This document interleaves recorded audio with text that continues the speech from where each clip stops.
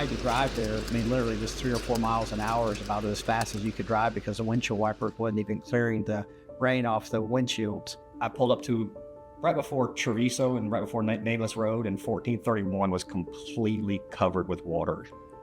I've never seen that ever. You know, I don't know if we ever will see something like that again. We got to that rescue, and then with this a few minutes, again, we're between two low water crossings, and we were cut off from everybody else and had to make a decision on, you know, how we're even going to get out of here.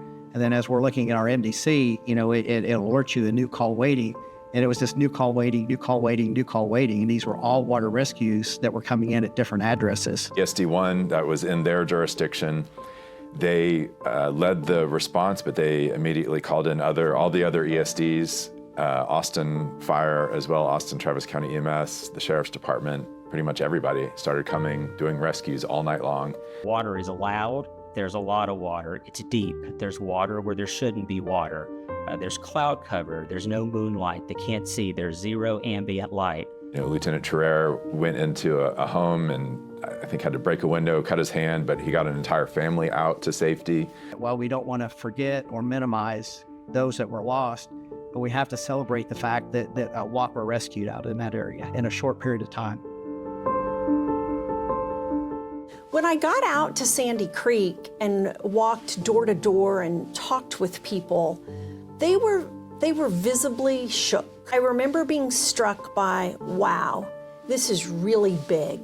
There's so many people taking action, and there's people hurting, there's destruction of, you know, homes and fences and cars and nature. I think that first morning when I went out there and met with the 80 or so first responders that were there on Sunday, I reached out to HEB and Ascension and Integral Care and UFCU, and every one of them sent kind of a mobile unit out there. We sort of declared ground zero there at Round Mountain Baptist Church, and the county set up offices on their parking lot. But there were many tents set up quickly of first aid and volunteers and FEMA and the Workforce Commission, I think, you know, just all kinds of folks out there to help. Started small, but then got big, and as things got going, there was just so many resources for the community. It was a heavy time, but it was also a beautiful time of just spirit of community.